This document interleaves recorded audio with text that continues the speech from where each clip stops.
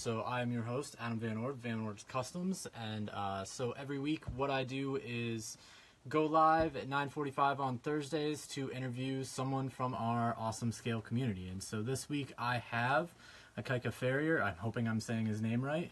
I'm sure I'm going to find out here in just a second when I bring him on screen.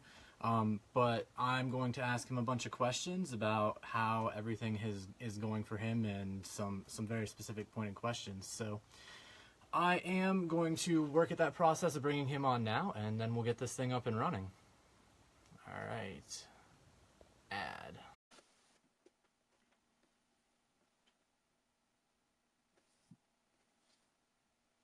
Okay. Hey, how's it going? Hey. Good. How you doing? Good. Oop, volume over here. All right. Am I too loud? No, I'm not loud enough. So it never ceases to amaze me. No matter how I do it, there's always some piece that I missed. So it's all good. Yep. It's all in the process. I'm figuring out if this camera angle works well. So fair enough. Cool. All right. So first, am I saying your name right? Ikaika, right? Yeah. Everything's backwards on my end, right? Here you go. Oh no, you're right. So, there's a way to set it up. Yeah. Ikaika? No, I didn't. Yeah. Gotcha. Cool. Yeah. Always say it wrong. So, but I mean, Everybody does, even in Hawaii. It's literally part of the language, and people would still mispronounce it. Oh yeah. So. Nope, I totally get it. So let's start this thing off by telling us a little bit about yourself. Cool. Well, as always, I made notes. So nice. I actually had to make notes about myself. I was born and raised in Hawaii. Hung out there for about 20 years. Moved to Colorado late 90s. Bummed around here. I've been in the construction industry. I've been in the music industry, small part in the adult film industry. I've been a butcher. What else? Tattoo artist, tattooist, however you want to call it. Mm-hmm. Did that, and about 7 years ago, I landed on a place called the Crawl Space, and that's about the gist of it, the short of the long of it. Gotcha. So, how long have you been in the hobby specifically? I mean, you said you've been in and out of all kinds of different things, but how long have you been doing the RC thing? For the RC thing, it's been off and on for about 25 years. I started probably around, well, no, it'd probably be a little bit longer than 25 years. I just say that because it's a round number. Probably around 10 or 11 is when I started driving RC vehicles and, fall out of it, fall back into it, fall out of it, fall back into it. And this is obviously, crawling has been the most consistent one for time-wise. So. Gotcha. So what or who got you into this hobby to start out with? If you're talking about RC in general or crawling? Let's do RC in general, and then, I mean, you can even segue into kind of make it a two-part and do crawling too, if you want. So two-part. Yeah. So, nobody specifically got me into RC hobby. The RC hobby in general, I was riding around with my grandfather one day, and when I was still living in Hawaii, around 10, 11 years old, and we drove past a park, and I saw a bunch of little cars kind of flying in the air, and I was like, "What is that?" And you'd see the ads for your Tyco or your Nico cars that, for that Christmas, always that Christmas season, Right. This one coming out, it's got turbo. And, I had some of those just because it's RC, it just kind of equated. But getting into the hobby grade side of it is when I saw guys racing RC10s at this little park out in Hawaii towards the airport, and they had a little track out there. And that was basically all downhill from there. Fair enough. So we two-parted it. So how about the crawling portion of it? Crawling, in actuality, my wife got me into crawling. This is kind of our inside funny joke that we have a lot of inside jokes. At least for crawling, I was laid off at the time. She was working at home, and she just turned to me because I was bugging her and she was bugging me. And she turned to me, and was like, "You need a hobby." I was like, "Okay." I recently got out of the music industry at that point in time. And so I was like, okay, well, I got a hobby, and I saw the first axial crawler at a hobby shop, you know, a hobby town or whatever. I was like, okay, that's cool. I was like, you know, that was years ago.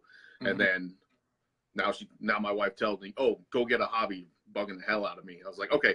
So I was like, well, that looks cool. And then it's definitely been all downhill from there. Gotcha. Makes sense to me. So apart from being in the RC hobby, what would be your like hobby of choice? So you're in a hobby, and then what would you do there? If I didn't have RC, I'd probably get back into the music industry. Not that it's been the best, but it's the second best thing I'm good at. Okay. Gotcha.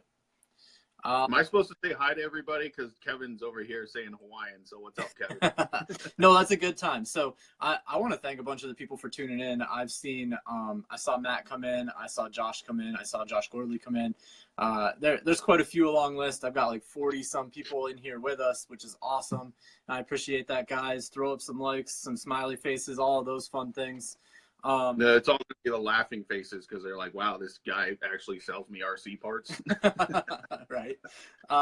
So my next question would be, do you prefer big tires or small tires? And then why? And so people watching, go ahead and feel free to like comment your stuff too.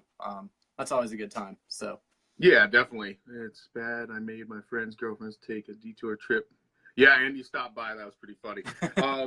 I think Harley, Josh said best, appropriate tires. Yeah. My gamut of builds range from the smallest tire I can find to the largest scale tire I can find, what's appropriate for what the truck's being built for, the rig's being built for. I'm very, you know, purpose driven as far as once a truck is built, this is what it's going to do. Gotcha. That makes perfect sense.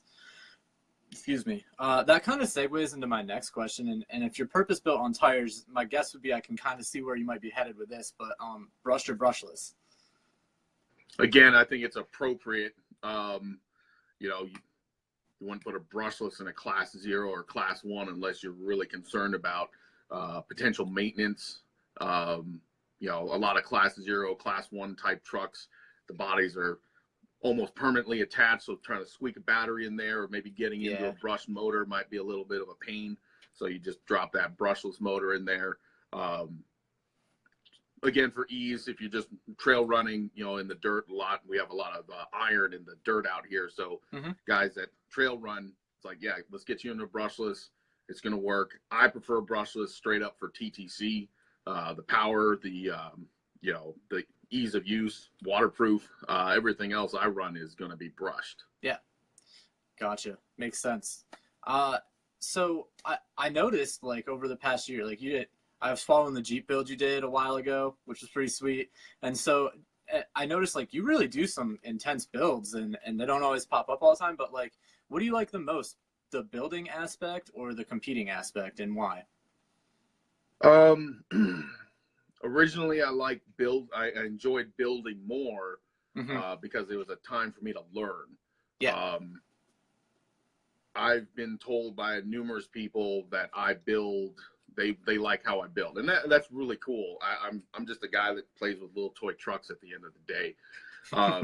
And now as I feel I've grown as a builder, and not to say I can't learn anything. If I learn something new every day, I'm very happy about that because I can move this, I can make this better, I can push it. Now it's come to kind of 50-50 driving. I don't have the patience of a lot of the scale builders, like the scale builder guys out there, you know, Scale Builders Guild.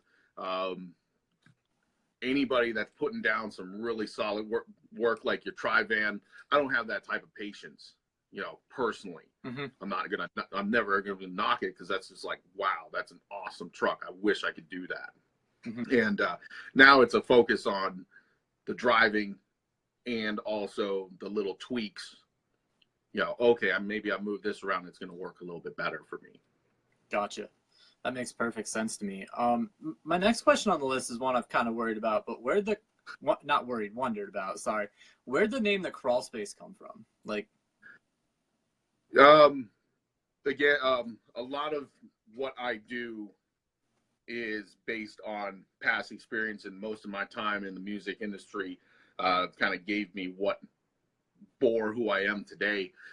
One, I didn't want to be called RC this or hobbies that or anything, something real vanilla.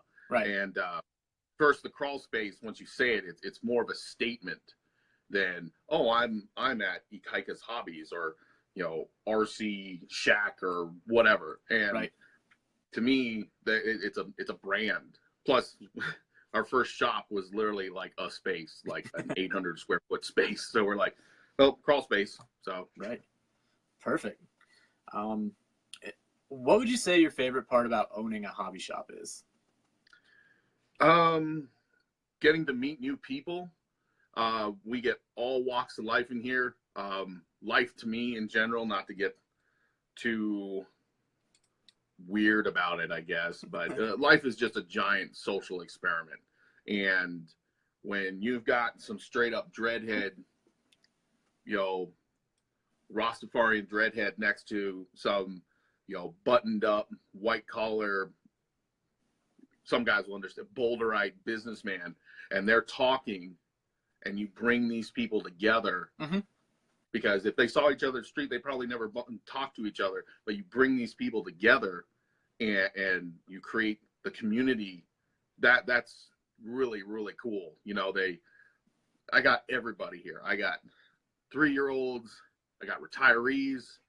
Every walk, every color, every make, every model, and just to see all these people come together to just straight up play with toy trucks is really cool.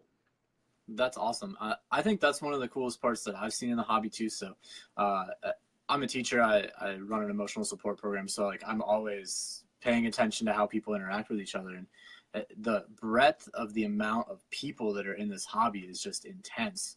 You have people who are scraping by to barely be able to afford their toy truck, all the way up to guys who are dropping thousands and thousands of dollars on them and not even blinking an eye, because that's just the nature of like their lifestyle. So it's so vast. It's pretty crazy. Mm-hmm. It touches, again, like I said, music really bore who I am. And, whatever you do, you bring a bunch of people, a lot of people together Mm-hmm. under one roof in one place, one idea, one ideal, one dream, whatever. It's really cool. And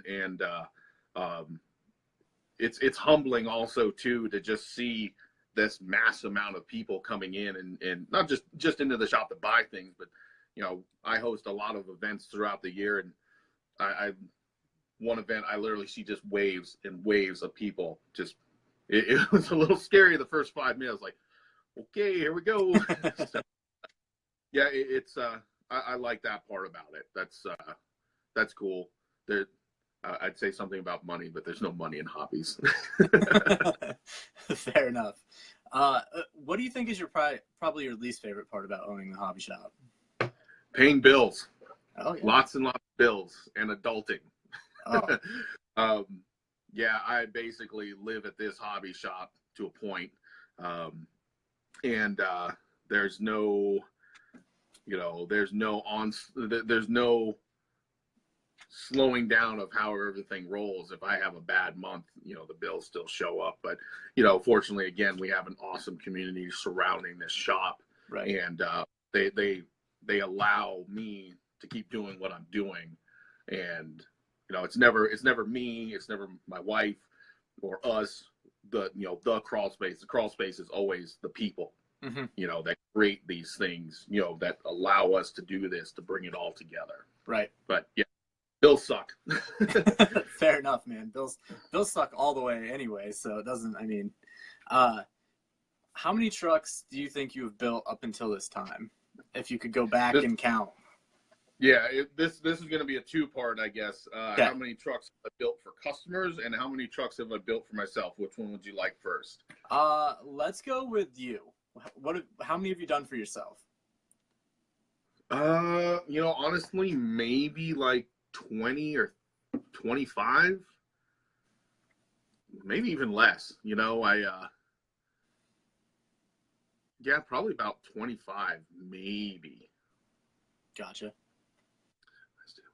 Cool. And as far as customer builds, it probably ranges in the hundreds.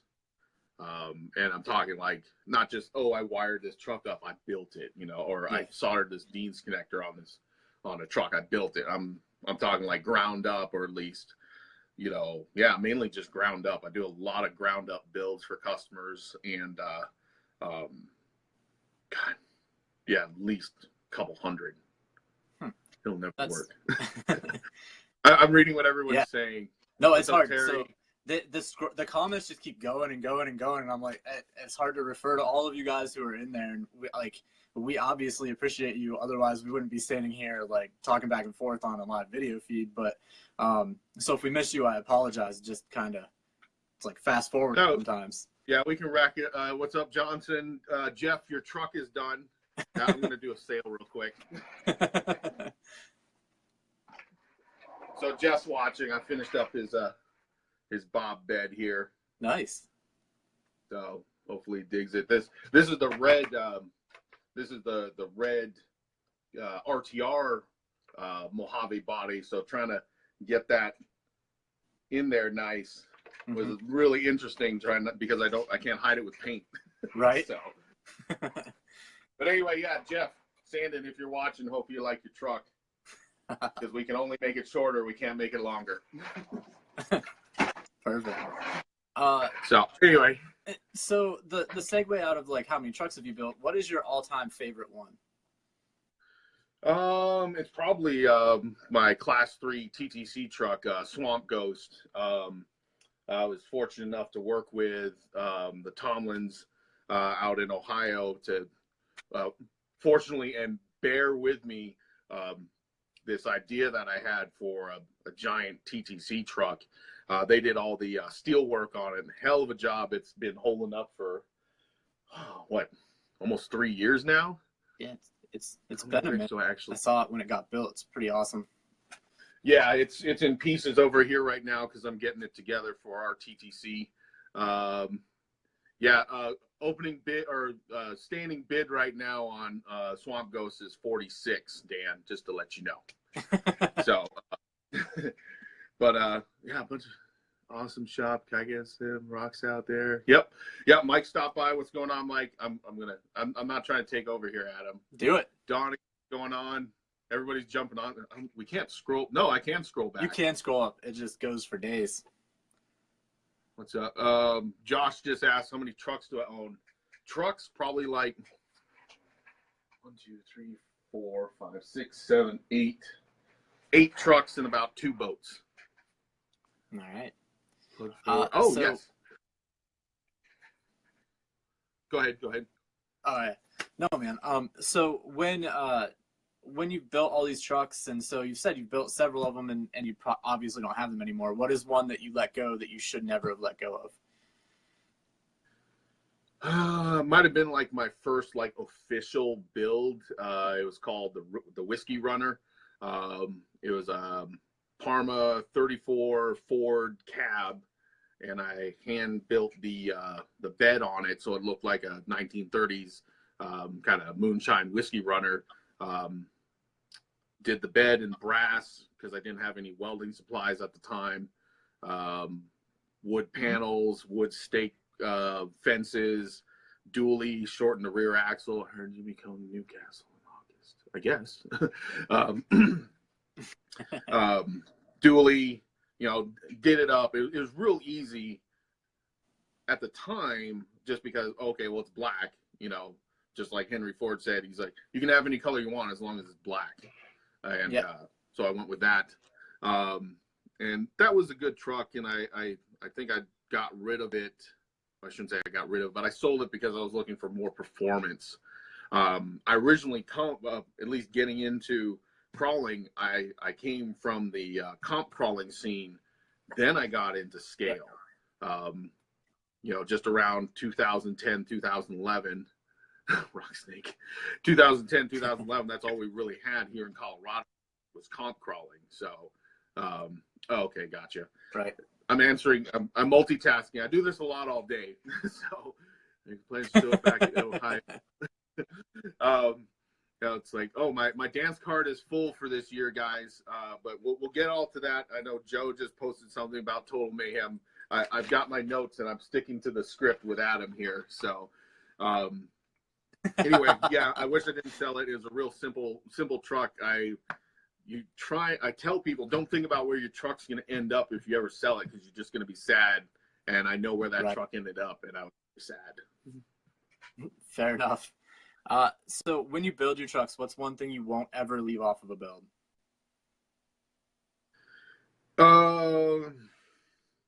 That's just one thing, because there's a lot of things.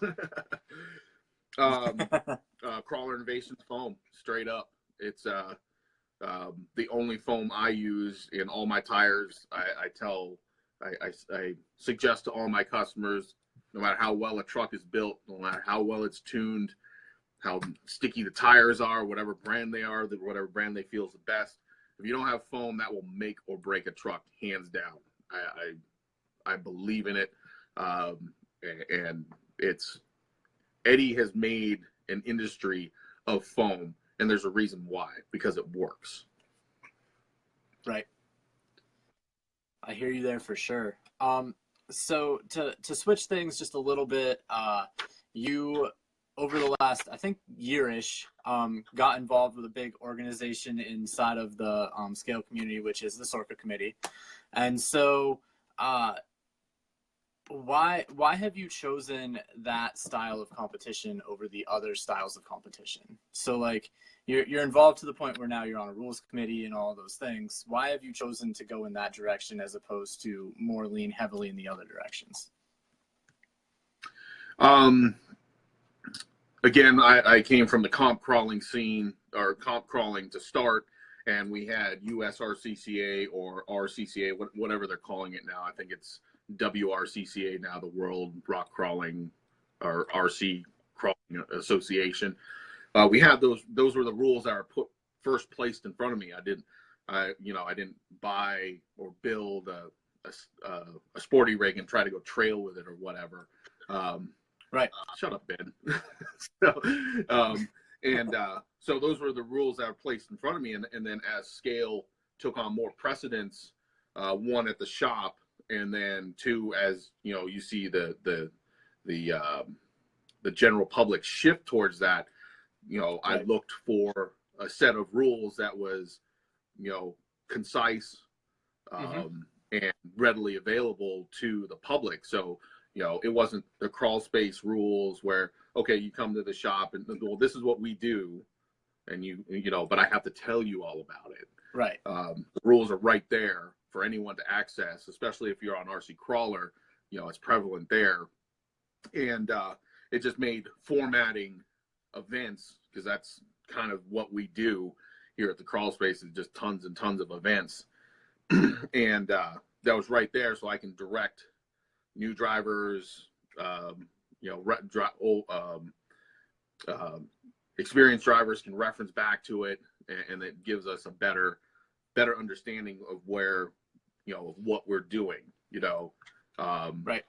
G6 is great. I love it for the accessibility that you, as bad as it sounds, you really don't have to think. You just got to show up and drive. Right. Brian Parker has done an awesome job with promoting RC or scale RC in general. I think it's a great way to get into it. And I don't ever want to say, oh, if you want to step up, but if you want to look at this in another light, here's SORCA, here's scale comp, here's this, here's that, this is it. Or I shouldn't say this is it, but here's another facet to look at, Right. I got you. So first off, what is SORCA? Ben asked that, and I know Ben was being kind of facetious because he knows. Ben was being Ben. Can you give us the initials? Yeah, Ben was being Ben. So I'm not smoking. I'm just vaping, by the way. So.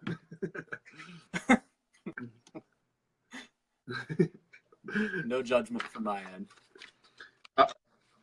No, you're good. It's on a little delay, so anyway, what is Sorka? Yeah. Yep. Yeah, basically, I'm just a bunch of guys getting together and trying to. I don't want to say try. I'm trying to figure out how to word this properly. Basically, experienced drivers. We got you, vape. We get you, vape. Yeah, thanks, Donnie. It's a bunch of experienced drivers formulating and maintaining a standardized rule set for the conduct of scale competition. I think that's the best way I can describe it. Perfect.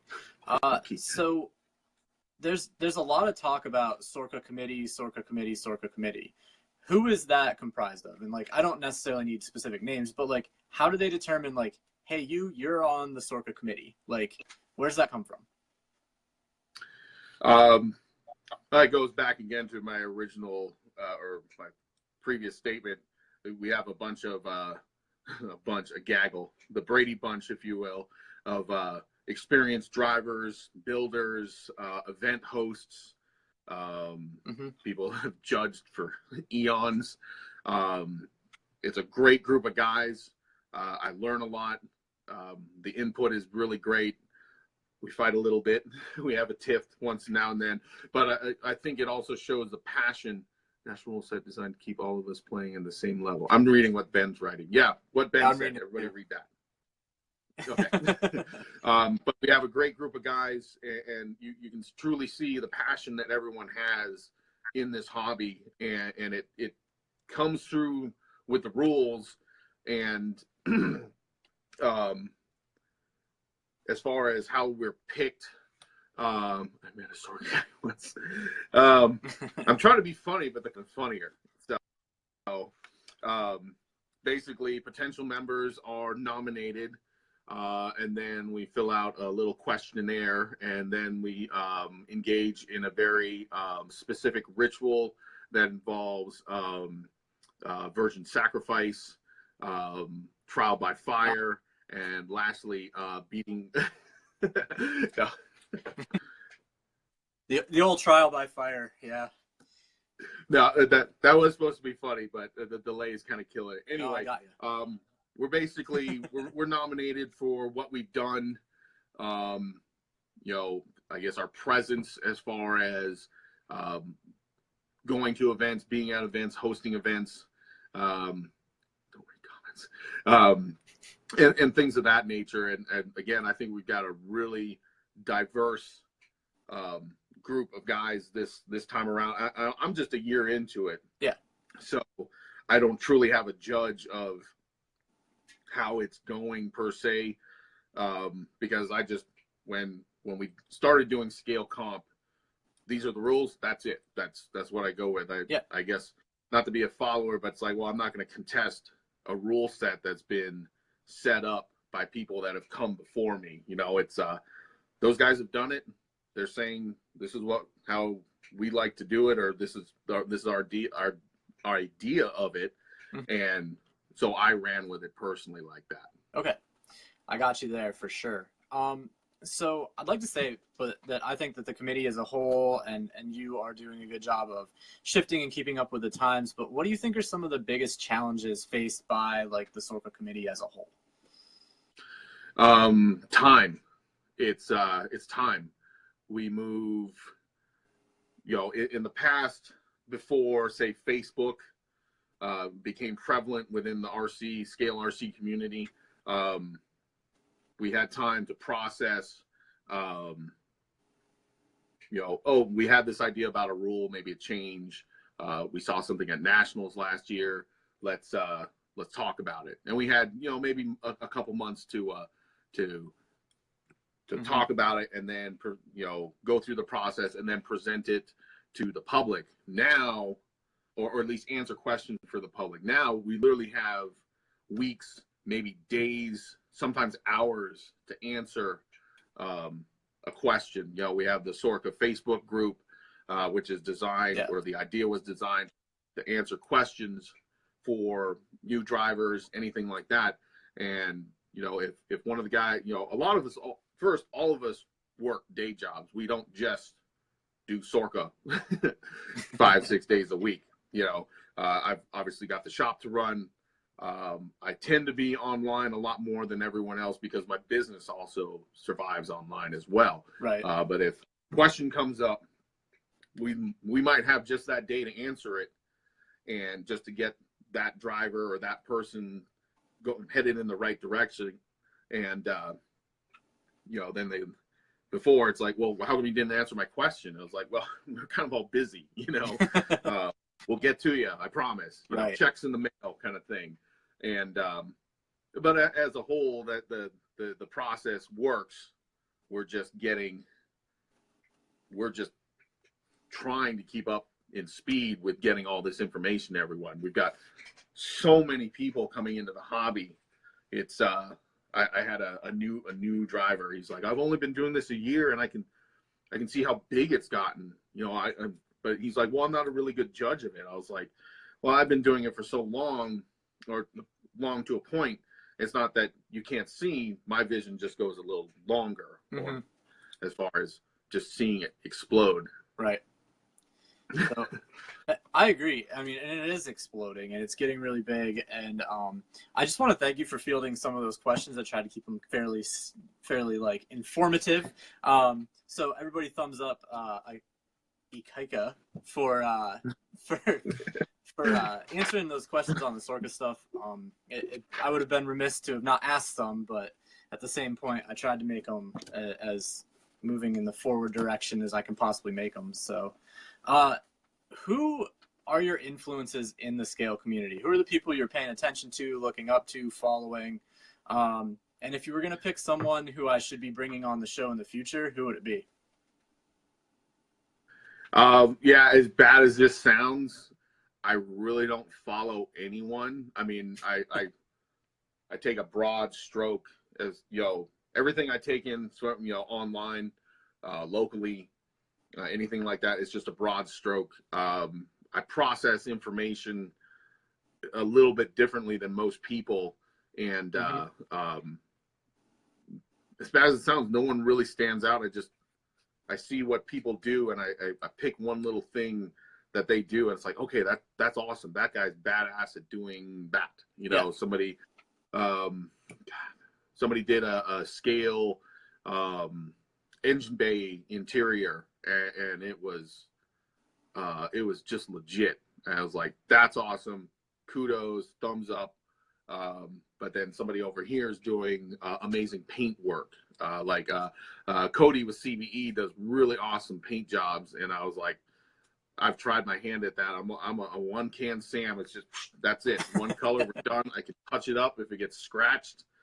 I think like that red truck in the background, that's probably the most elaborate paint job I do. It's 2 colors. So, but yeah, just seeing what everybody does and taking influence, or at least trying to give kudos or hats off to those people. You know, just everybody. You know, somebody's always doing something really good. You know, yeah, there are the builders out there that cover the gamut of this is scale, this is comp, this is tube work, paint, you know, electronics layout, and all those guys are great at that. Yeah. No, I agree. Along those same lines, and this is usually a really hard one for people to answer. I usually get like I don't really know. What is your favorite build out there that is not yours? So it's floating around the internet. You've seen it all over the place, or whatever. You've seen them in person, whatever. What one's out there that you're like, that one? I like that one. I'm going back a little bit, just because back in my day, when all we had was RCC, right? I'd say Tim Samuel's 34D Class 3 truck. That was very impressive to watch it come together. It's been, I saw that it was for sale, just like, no, but it was a great mix of flash with the paint job. scale realism. The tube work was phenomenal. It looked like it performed really well. I've never actually seen it in person. I've seen pictures. I've seen all the pictures on RCC. Yeah. And yeah, that one was like, okay, it literally, it kind of went, everything shifted for me. And it was like, I want to try and do something like that, you know? Yeah. And that's a focus.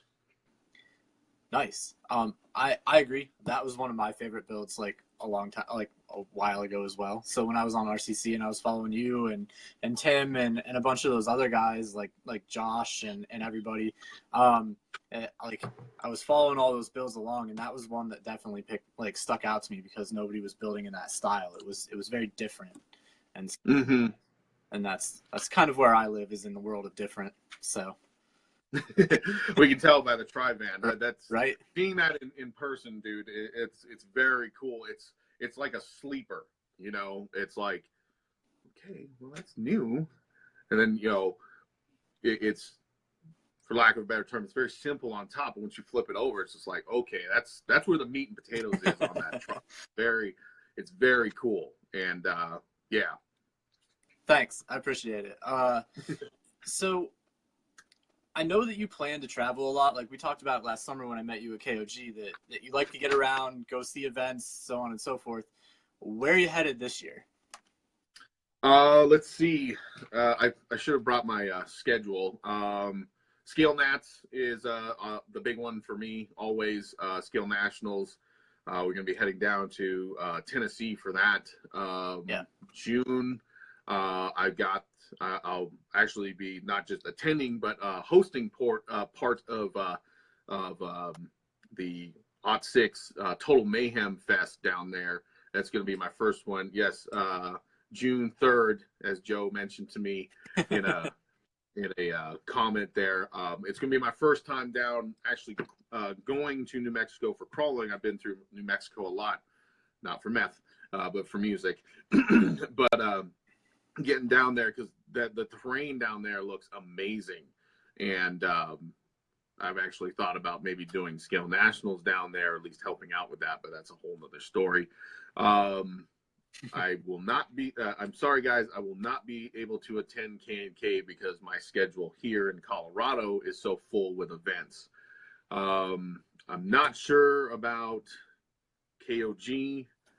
I am planning to hit up East Coast Scale Challenge. That's going to be my first time there. And then I'll probably be hitting up Crawlapalooza as long as the schedule stays open. Awesome. That's great. I'm glad I'll get to see you again, man. I'll be at East Coast, and I'll be at KOG if you make it there. But try and check out the K&K stuff too. But I have a commitment going on that weekend, so it'll be like a shootout, hangout, and then peace out. So... yeah, that'll be the way. At least you'll be able to, for me, if I make it. At least you'll be able to experience K&K. So you've never been? No, I haven't been to K&K. I'd really like to, and in fact, after talking to Mike on the phone, like I really want to go. So I'm excited, and I'm hoping I make it out for a little bit. But it'll depend on. I mean, I still have several things it'll depend on. So. Yeah. Everybody, you know, everyone's got a schedule, but yeah, K&K is an awesome event. It's really cool to see everyone just come together for that one. Oh, right on. Harley's coming out for Scale Nats. Cool. Awesome. I'm reading those too. But yeah, it's a pretty, I guess, intense schedule, if you will. But I like to get out again, coming from being in the music industry like I was. I love to travel. Especially traveling with a purpose and getting out there, you know, finally, you know, putting faces to names like we did at KOG, being able to hang out for a little bit. I try not to get involved at events because I run so many events here in Colorado, but next thing you know, I was like, I'm going to go, I'm going to drive. The next thing you know, I got a clipboard in my hands. I'm talking to everybody, which is fine. Don't get me wrong. You know, that's just, I guess, just my nature. I cannot sit down, you know, I cannot watch other people work. You know, I'm going to be here to help as well. Right. So what is your favorite scale comp of the year and why?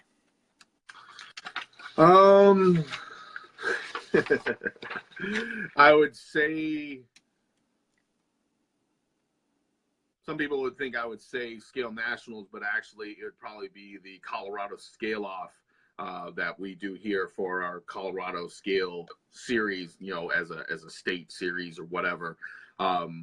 Basically, the top 5 drivers go into the scale off and compete solely in the scale off. There's just 5 drivers per each class. And there's pretty much no holds barred when it comes to course design. It's very, very challenging. I've been pushed to the limits during the scale off because we know who's driving, we know what they're capable of. Mm-hmm. We also see how far we can test that driving skill. And the last one, right, like the last one we just had not earlier, was it this month? Yeah, it was this month. On top of the courses being demanding, weather was demanding. We were getting blasted by 40-mile-an-hour winds on top of a hill ridge type thing. I mean, stuff was just flying everywhere, and it's one, staying concentrated on driving a fairly intense technical course, and 2, being bombarded by getting blasted by sand, wind. My skirt was blowing up. It was just very, very interesting. But we all got through it together, and you know, it really showcased that we can, at least the guys here, can take it to the next level, right. Not the next level, but a level up. Gotcha. Perfect. So right now, I'd kind of like to ask you some questions about giving some advice to some new people. And I think it's something that you do a lot, being the owner of a hobby shop. And so maybe you have like some go-to stuff, but my first question is centered around like somebody new comes out, they have their ready to run, they just picked it up, they're going out to their first scale comp ever. What do you tell them? If it's someone going out to their first scale comp, don't just try it once. I try my best to politely tell everyone you're going to suck the first time you scale, you know, you drive a truck in a scale comp, or you drive boxers and briefs, Adam say it. Todd has a fascination with people's undergarments. I'm not sure why.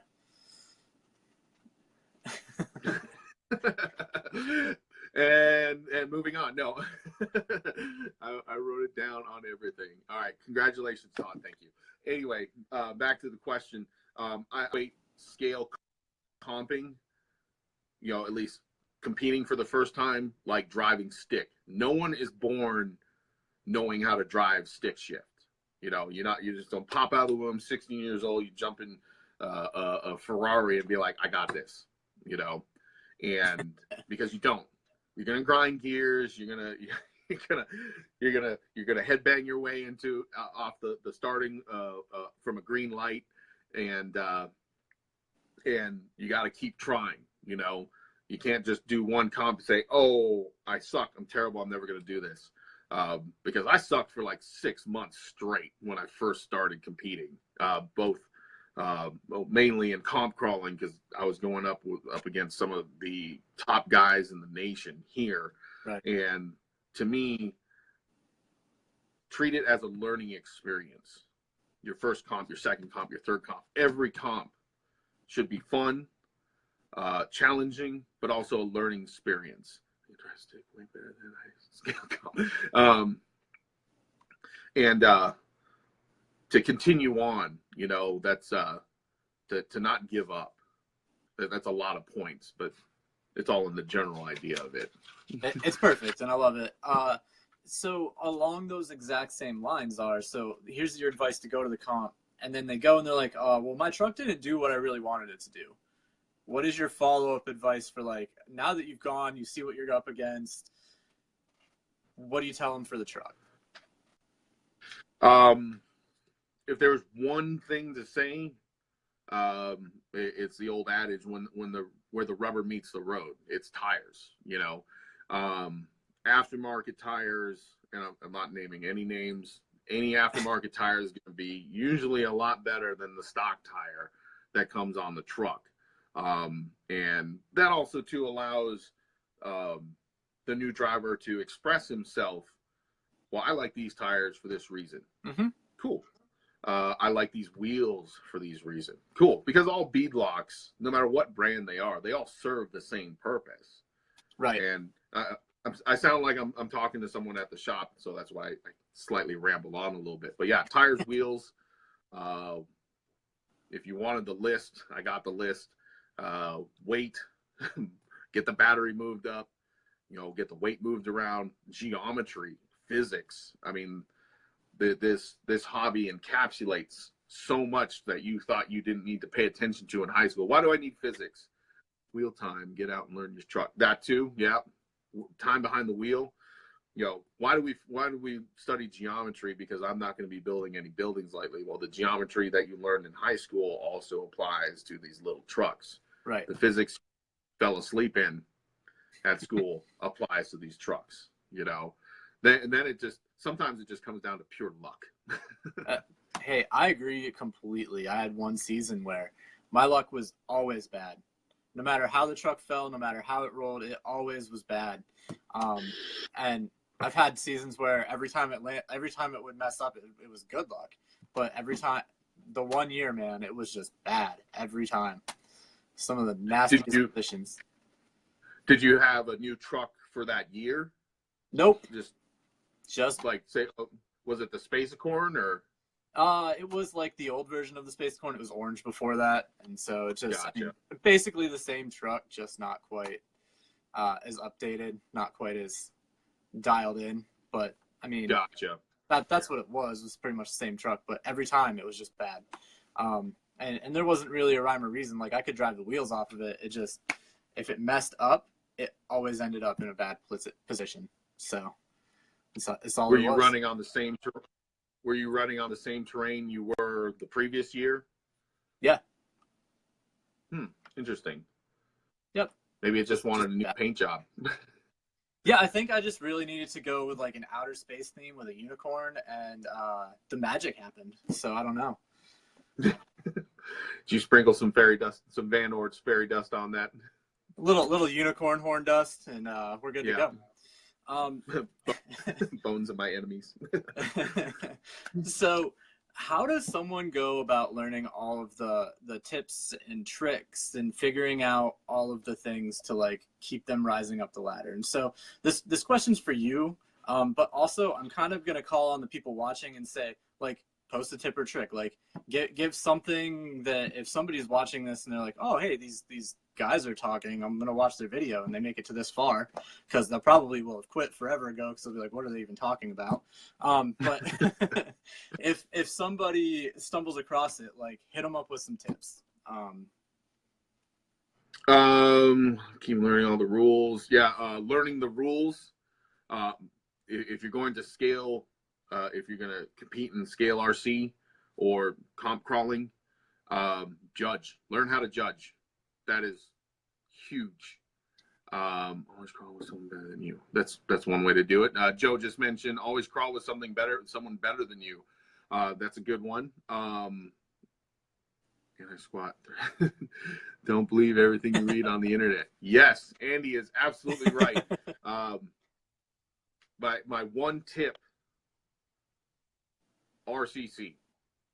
There is a wealth of information of guys that have been doing it for years, and you'll, at least with RCC, you'll be able to see the trend of who's writing what, who's posting what, who's for real, who's not necessarily for real, and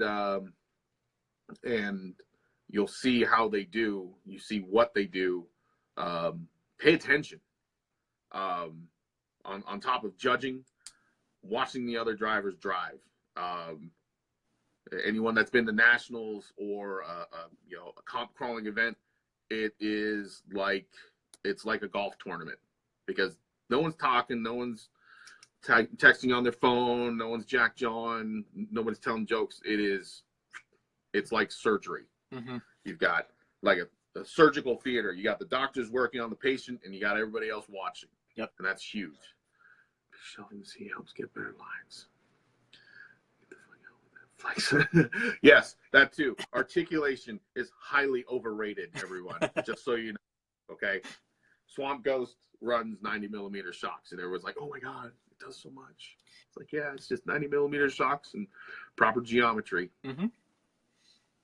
All right, so there's been a lot of major changes in the way of scale crawling, I think, and I'm seeing things grow and change and develop over time. Where do you think, as a hobby shop owner, as someone who's really involved in what's going on, where do you think the whole scale crawling community is headed? I read this and I had to think about it. I know your truck's capabilities. Wait, hold on. I'm reading Ben. Ben always comes up with something good. I'm glad you're interviewing him soon. Learn your place in the comp and challenge yourself. Yes, whatever. Yeah. What I said on top of what Ben wrote. Everybody read that. This might be my one negative thing that I'm going to say. I see scale crawling growing, which is great. If you want to look at numbers, and you are, on the industry side, it just keeps getting bigger. I don't see it ever slowing down. The first year, 2 years we were into it, it's like, okay, what's going to happen? And then 3 or 4 years, okay, what's going to happen? Now it's just like, okay, yeah, it's going to get bigger. New products are coming out. New companies are coming out. I wouldn't say there's so much innovation, but there's a consistency of the industry right now. And that's good to a point, as far as if someone new comes in, they're not being bombarded with new information every 6 months or whatever. It's like if you're in the computing industry, the computer you just bought 3 months later, it's going to be obsolete because there's something new, and then you're playing catch up. In my mind, there's something new, and this might sound bad, but it's still something that's already been done, but it's their take on it. And maybe somebody's like, well, I like that. This is blue. This is red. Oh, I don't like blue so much, but I settled with blue. But, oh, there's something red from a new company. And then that will attract those people. Or, oh, I like this blue stuff. And, oh, now there's a red option. Okay, cool. They can multiply their fun as the industry grows.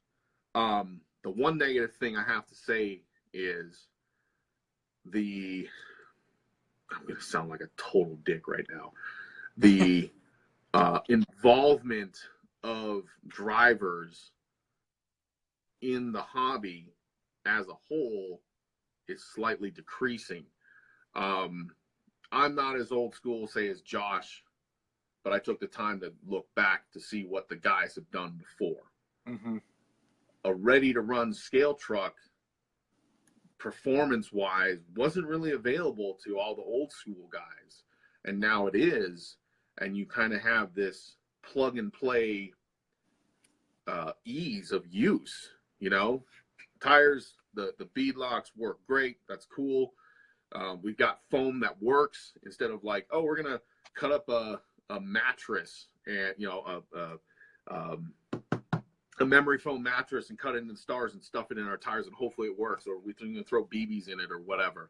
Yeah. You've got stuff that works. It's right there. It's in front of you, and people aren't taking the time to go beyond just buying the product and learning why.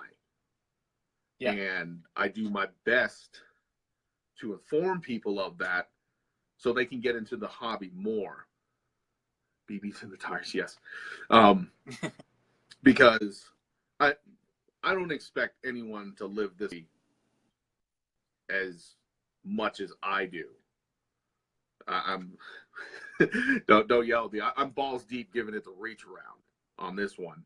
I don't expect anyone to do that, but at least take some time to learn why we do things, or okay, well, why does this work?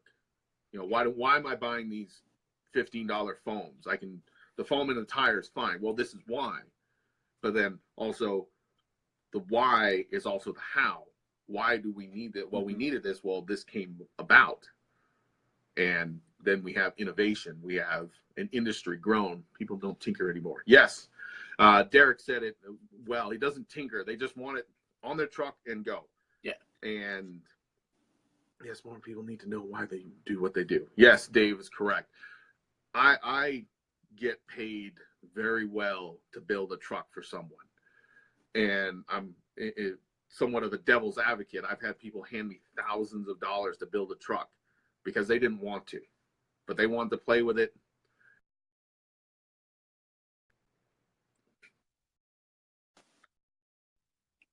And some guys, you know, and I'm a businessman. I can't say no. No, I'm not going to build your truck. I think you should build it. Sorry, this is going along. Am I rambling? Just let me know. But you're good. Seeing that firsthand and doing the best I can to be like, well, you don't just need, you know, I had one kid come in and buy one screw. It's not just what you do. Yeah. And I was like, well, don't you want a couple? Well, I only need one. Well, what if this happens again and I'm closed? Well, I'll just wait to fix it later. And at least he's working on his truck. But as bad as it sounds, I think everyone scouts, you know, like I was a Boy Scout. Believe it or not, I was a choir boy too. And, you know, you go prepared. You don't just walk into the forest or trail. The folks who have been around. Yes. David's correct there. I was going to get to that point. But yeah, you don't walk into the forest with just your truck and a battery in the truck and your radio and expect to go for 3 hours unless you got a massive battery. And then if something breaks, you can't get upset about it because you didn't bring the tools, you know, and that's right. As a hobbyist myself, not just a businessman, not just a shop owner, is to educate everyone. And that also brings the community together. You know, yeah, Adam's been doing this for X amount of years and he's going to help everyone out. And hopefully those people, you know, it's like telephone in the right way. Well, if Adam helped Bob, Bob told Steve, who just got into it, hey, you need to do this. Maybe you should go talk to Adam, but I can help you out too. You know, and then again, we have community coming together. And if I totally went off the topic of the question, that needs to happen. We need to educate, you know, because it's fun. You nerd out about geometry. You did a great job with that. You got me started. Yes. How you doing, David? Probably we'll see you out at East Coast Scale Challenge, hopefully. It's a little difficult to me to get to your neck of the woods. Anyway, yeah, that's what was it? How does people get learnings? Yeah, that's what I got. All right, perfect. And I agree with what you're saying. I think people see this mass of things that they can buy, and so they buy them, and then they put them all in their truck. But because they don't know how they don't work for them because they don't put them together in a way that makes them work. So, I mean, I've seen people with huge amounts of stuff that, like, huge dollar rigs that just don't perform. Or they're breaking stuff all the time because their setup's all wrong because they didn't take the time to look and learn and read. Yeah, it's been a pseudo joke around here. I built a $6,000 Wraith once. All the bells and whistles. He just kept throwing money at it. I mean, that includes my time building the vehicle. Tons and tons of every just Vanquish bling, you know, and no way, shape, or form dissing out Vanquish. Vanquish makes some awesome products, and they reflect the quality in their price. And he threw everything at it, and then he wondered why it didn't drive well. You know, on top of not having the wheel time, well, you wanted it sitting 6 inches off the ground. You wanted the big kind of Arizona pavement princess look. That's what you wanted, so that's what I built. And then the question came around after we had a slightly heated discussion. Well, how would you build it? I was like, you don't want me to answer that question right now because half of this stuff wouldn't even be on this truck. And you know, again, I'm not dissing out in any way, shape, or form anybody's products. If that's what you want, that's what you got. And yeah. Okay, perfect. So, I mean, we're kind of wrapping it up here. I think that I only have 2 questions left, and so the last one is a brief hit on: are you sponsored by people? If so, why'd you choose them? If not, why not?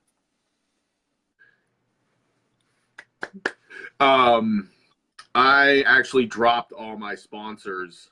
I personally have not been a fan of the whole sponsors thing as of late, and that's no way, shape, or form a diss on anyone or any company. I see, quick back history, because of my time in the music industry, I spent a lot of time on the stage, behind the stage, behind closed doors, and seeing how an industry works. Now, RC isn't as nefarious as the music industry is. I can see it going that way, but it's not. You know, we're still a bunch of nerds. You know, I've done the rock star thing. No one here is a rock star. Sorry. You know, I haven't been personally pleased how it's been going because companies are trying to find a voice, which is great. And they're definitely, with the amount of companies that are taking on team drivers, trying to get out there and push their products, which is good. But to me, I grew up where you earned your sponsorship. It wasn't given to you. It's great that people help, and that you know, like we talked about, sharing information, getting people out there, talking to the new guys. But for me, it's looking at that one sponsored driver like, that guy's a badass. Let chime in, but most important, that's with hobby and comedian. Yes, David, correct. I grew up around surfers, and those guys were picked up by companies because of their skill. My cousin was picked up by companies. He was lauded over at the beginning of his career. They wanted to give him a Cobra car. What's a Shelby Cobra? So he could go to the beach. And, you know, they put a sticker on it or whatever. And it's just like, fortunately, his mother, my aunt, or aunt and uncle, they're like, take the money. Because a car doesn't buy you, it doesn't pay the rent. But he got picked up because of his ability. And you look to those, you know, you always look to those people. You know, it wasn't like baseball or football, because anybody can surf. And it's just how well you do it. And then you look up, it's like, man, that guy pulled, you know, oh, he rode that barrel all the way. I want to do that. I want to be that good. And I think it's about, for me, always pushing yourself. Some guys aren't into it. That's totally fine. For me, as a person, as a driver, whatever, to push yourself. And if there's somebody that I can look up to, or at least look at and be like, that guy's cool, I want to do what he does. I want to learn what he does. That means a lot to me, you know. So I'm bad at it, real bad. All right, man. So my last question is kind of what's next for you? What should we expect to see coming our way? Where's the future headed? At least for me, if I'm sure that, here's the plug. We've got 2 crawl space locations. Here, the Denver Metro one, that's where I'm at, not stuck at. David Capek runs the Colorado Springs Crawl Space South Shop. I'm always looking to expand, not just in a financial way, but also Haas say Crawl Space Ohio. Also, just looking to expand the reach of getting this awesome hobby in front of people and having fun. We recently started our online store that carries all our products, and that's a really big thing for my wife and I, Tiffany. We've been working very closely together. Everyone's popping up Indianapolis, Ohio. But my wife and I, Tiffany, been working on that and getting all the products on there. And as a plug, we want to let everyone know that Canada, that Crawl Space just backs all their products as well, not just by selling them, but also supporting them. And if anyone ever has any questions when they're ordering, you're gonna be speaking to me directly. Right. I'm not saying I'm the best. I'm not saying what I do is right. I just tell everyone that it works. Fair enough, man. And so it was an honor being able to ask you a bunch of questions. I truly appreciate you being on. So like, no joke, back to the days of RCC and me sitting and like reading through stuff all over the place on there, and the transfer to Facebook and all of that. I've followed all of your stuff since the beginning, and it was awesome. So I got to meet you last summer, which was great, and then for you to agree to like get asked questions, I thank you. Well, thanks. I appreciate you having me on. Everything you're doing with this series is really great. You know, like people can at least put, you know, we always see Josh's face. Well, I guess both Joshes, because you got Josh Elliott coming on here in a couple weeks. Yep. You always get to see their faces. I don't know if anyone wants to see mine anymore, but you can, you know, we can get down to the nitty gritty with this, and that's really cool. You know, like I said, when we were talking earlier with the test, the tech test, we could, you know, you can have your own show if people come on and, you know, do the green room thing. That'd be fun. Yeah, you know, I don't know. I don't necessarily see it going there because that would involve travel and all that fun stuff. But it's nice to be able to do it on live, and I'm impressed and just kind of humbled that the community is kind of rallying around it and picking it up the way that it is. It's nice to see that other people want to hear what all these people have to say. So. Yeah, it definitely, you know, when Josh is talking about going over his stuff on his, I think it's Monday, he does that. You know, he's got the news, he's got all the, you know, that 10 or 15 minutes he's got to report on it. Now, you know, he can actually hear what we have to say, so to speak, in a more, hold up your name again. Oh, okay. You can. You can see what we have to say as far as not just getting out the you know, the industry information, you will, or whatever we're, you know, topic we're dealing with. Right. So. Well, awesome, man. Thank you for being on. And so unless you have any questions for me or anything else you want to shout out, add, or anything like that, I'll let you go and you can close out, and then I'll kind of end up the whole show and we'll go from there. Cool, man. Well, I appreciate it. Thanks everybody for watching. Hopefully you gained some information for it, or at least laughed at me for stumbling through all my words. Catch the next one, guys. Take it easy. Perfect. All right. So I will sign you out and then kind of finish things up. See you later, man. Cool. Later. Maybe you have to sign yourself out. My X isn't working, or I'll just talk.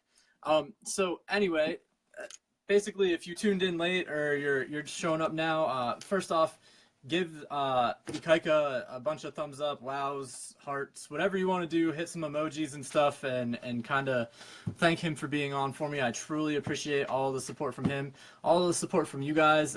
Comments scrolling like crazy tonight. I do read them all after the show. I will go back and try to answer your stuff. I will do my best to hit everybody's and kind of go from there. You might just get a like or something if I don't have a ton of time, but it gets late on me and I have to work in the morning. As far as important things that are coming up, I'm doing this every week. As long as I'm able to do it, I'm going to do it every week. And I am stacking people up and my list keeps growing. as far as people who are set up and ready to come, as of right now, next week I have Richard Lutz, who is Pardon My Noob, builds some of the coolest, most scale stuff out there. Just insane talents. On the 29th, I have Mike Kirby, who runs the K&K TTC out in Ohio. Awesome guy, totally in the hobby to grow the hobby. Just a great guy. I have Matt Lass on April 5th, who is the other side of the whole trophy wrap build stuff. Matt does some killer custom work and has for a long time. I've followed his work for a long time. I'm excited to talk to him. It will be an exciting one. On the 12th, I have Ben Morin, who is Toyzuki Fabrication. He builds the Toyzuki stuff and all of that. And Ben is a wealth of knowledge and a super supportive guy. If you see him floating around and on the interwebs, his advice is advice you should be probably taking to heart. Following that, on the 19th, I have John Thornton, who is the I can't even remember his title right now for RC four-wheel drive. I'm sorry, John. I will have to comment it.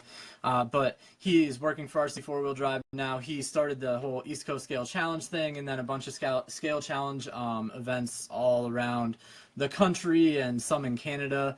He's handed over the East Coast Scale Challenge to Matt and Ed, but still is fairly involved and comes and hangs out. He was there last summer. And then last person I have locked down for the moment and the time being on April 26th is Joshua Kane Elliott, who does extreme scale performance. He does Scale Wars and Camping with Coleman, I believe is called, and Holmes Hobbies Motor Control. My truck, the first big break as far as anybody seeing posting up my stuff and giving me credit was through Josh, and I am super excited to have him come on and talk to him. Again, I want to thank you all for tuning in. I genuinely appreciate it, and I'm just going to keep going for it, guys, and you keep showing up and commenting, and we'll just do this thing. So with that, I'm going to leave you off, and I'm just going to flip it to the Van Ord Custom stuff. So I'll see you guys next week.